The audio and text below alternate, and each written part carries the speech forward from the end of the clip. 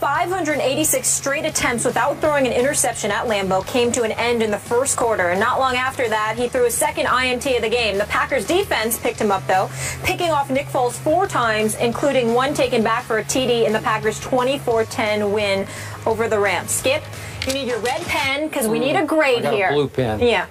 Play teacher for us. Yes. Grade Aaron Rodgers' performance yesterday. Stephen A., you have trained me over the years to set my bar extraordinarily high for your bad man that is Aaron Rodgers. By far, according to you, the best quarterback in all the world. In all the land. Just talent-wise. I He don't doesn't have the numbers that definition. Well, he doesn't have the numbers yet okay, to sit there and eclipse the Tom Brady's. But because he is the most gifted quarterback in all the land, all the world, all the galaxies. Yeah, all the galaxies. Yeah, okay, I like that. Let's use that. Okay. Because of that, I have to grade him on a really severe curve here, right? You do. So I'm going to give him a D as in dog. I'm not calling him a dog, but I'm just saying that he had kind of a doggy game by his standards. It's not disrespectful. It's just the God's truth. It's the God-awful truth is what it was. Because once again yesterday, and by the way, does Green Bay get to play every game at home? Do they have 16 home games? Every time I look up, he's playing at home. Doesn't it feel like that? They're home like the next 4 weeks. It's just like, well, what's the deal with them? To write this down. How does he pull that off? Well, y'all can pull up the Green Bay Packers schedule on the screen to show how Skip lies to the American people on a daily basis. So back to the grade. Yeah. Okay, so Aaron Rodgers turns the ball over not once, twice. He turned the ball over 3 times. Yeah. Obviously, he had a remarkable, an all-time astonishing streak of going without interceptions at home. And he got a little bit of a bad break on a tip ball that turned into interception number 1. But then he threw interception number 2. And then, I don't know if we have this video handy, but he actually threw interception number 3 right into the breadbasket of Nick Fairley. Can we see this? And hits him right in the stomach. And, of course, what? Wow, oh, it's right in your stomach. Oh, you could have run with it. Of course, Nick Fairley weighs 300 pounds, and he doesn't catch many footballs, and Aaron Rodgers threw it a little bit, put too much mustard on it, and poor Nick Fairley couldn't hang on to what should have been interception number 3. On the next play, Aaron Rodgers coughed the ball up, got stripped from behind. They recovered, and here they went. And somehow, Nick Foles, as I always say, he's not fool's gold, he's Foles gold. 4 interceptions and a QBR on a scale of 0 to 100 of 2. He had a 2 QBR yesterday. He was off for yesterday. And by the way, they also missed 3 field goals yesterday at Lambeau. Greg the leg. He was, I don't know what happened to the leg. How do you guys come up with this stuff? I don't know, but seriously, he missed 3 field goals, and somehow the Rams hung in this game against the vaunted Green Bay Packers, who have a very good defense. They're all over the field. Clay Matthews just creates havoc on every other play. So my point is, by his way up here standards, because I'm grading him as if he's by far the most gifted player in the game, that was a pathetic performance by your man Aaron Rodgers in yet another home game. It certainly was far from spectacular. There is no denying that. He did throw 2 touchdown passes. He did throw for 241 yards. His premier running back, Eddie Lacy, only ran for 27 yards. Yeah, he led the team in rushing. And he led the team in rushing, so you have to take those things into consideration. There still is no Jordy Nelson. He is throwing to receivers like Ty Montgomery and I think Ty Montgomery's a young stud. He can play. He can play, but he's not there yet. The fact of the matter is, there's a lot working against Aaron Rodgers. He just seems to make it look easy. Here's my problem with Aaron Rodgers and the Green Bay Packers right now. Be clear, I'm no Green Bay Packers fan. I'm an Aaron Rodgers fan. I think he's the best in the galaxy. Okay, he's the best on the planet Earth at quarterback. Talent-wise, he is just that elite. What I will say to you, however, is that I do think they tend to play down to competition.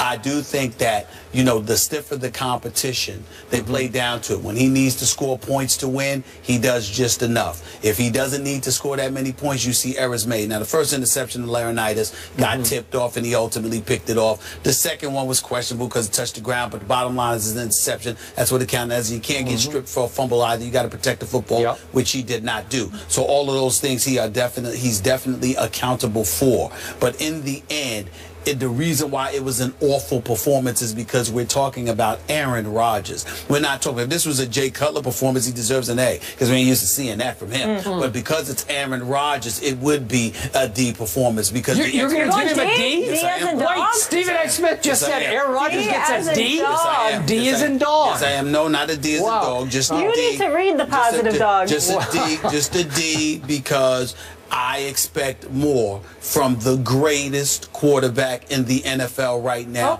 and Aaron Rodgers. Wow. And Groundbreaking. he came up significantly short. Let me tell you who will get an A grade from me.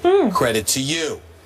This dude, Todd Gurley, I knew looks it. That was special. Yeah. He looks special. Now, again, I knew he was special coming out of Georgia. My question about him is still a question. I know. His durability. I never once questioned the great abilities of Todd Gurley. What I question is his durability, and speaking of that, my heart goes out to Nick Chubb. That was a nasty That was a nasty, ugly. It sounded knee like injury. it wasn't quite as bad as it could have been. They're saying it's pretty. He's out for the year. I can tell you that much. And that looks bad. It seems to happen to these guys at Georgia Elite recently. I wish him nothing but the best. But Gurley, I'm just hoping that he can stay healthy, because if he can stay healthy, Fisher's doing some good things in St. Louis, although it appears that Nick Foles is regressing.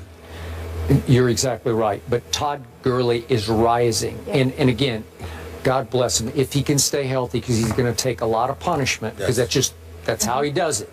But even yesterday, he carried 30 times for 159 yards, and in the second half, because I must admit I was rooting for the Rams against his bad man, I was saying just give it to him again and again and again, because it looked like Green Bay was getting worn down against Gurley, like they were getting tired of trying to tackle him, and he was turning 1 yards into 3 yards and 3 yards into 5 yards. And not only that, they were applying so much pressure to Nick Foles. They were. I mean, you know, 2 of the interceptions he threw was inside their 10-yard line, if I remember correctly. So I'm just looking at it from the perspective that, you know, there's no excuse not to give Gurley the ball, because he's showing you that it'll pay dividends, where your quarterback is showing the complete opposite. Right. So back to our Seattle discussion. Now we see what Arizona is, and we see what the Rams are, who especially play well against the teams in the division, as we've seen what they've already done to Arizona and Seattle. So this division is starting to tighten up, right? It's going to be a battle. Absolutely.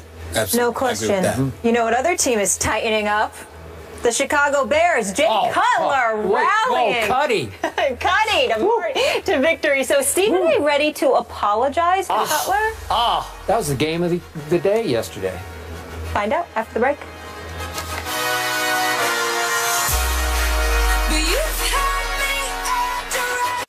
First Take is brought to you by Ford Service. When your Ford needs service, you need the specialists at Ford.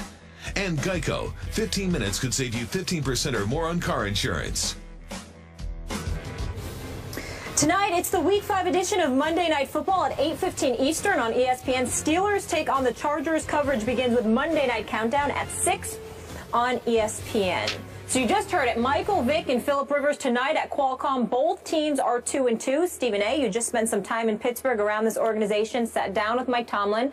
That interview will air on Countdown. What do you expect from Vick tonight? Well, I expect him to do some damage, because I expect him to feed Antonio Brown the ball, but primarily Le'Veon Bell should see a lot of action. You can run on the Chargers. You can expose their secondary to some degree. Remember, Martavis Bryant comes back. He's going to be playing in this game along with I don't think he's going to play tonight. I'm not sure, but I know he's eligible to play. You got Brown, you got Bryant, you got Wheaton, you got Miller. I'm just looking at all of these guys, and I'm saying, look, and Todd Haley, who I also spoke to, sat up there. Very nice to me, by the way. He's very nice. But he spoke to me and he said, look, we got a week under Vick's belt. We expect good things to happen this weekend. I believe them against these Chargers. Plus, the weather conditions should be good. So you like Pittsburgh I'm to picking pull Pittsburgh this one out? I am too, and I'm with you. You got to feed it to Le'Veon and to D'Angelo Williams and play defense, even though their defense is a little beat up. And I think they can beat a reeling Chargers team on a big Monday night stage, in which Michael Vick has always played pretty well under the brightest lights, and I think he'll play pretty well,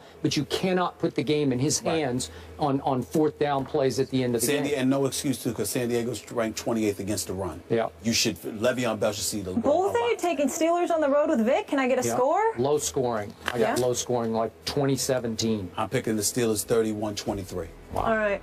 a lot of points. Good stuff today, guys. We got a lot that was left on the cutting room floor, though, to get into tomorrow. The cutty College room. football. It's the cutty room. The cutty room. Yeah. See you guys tomorrow.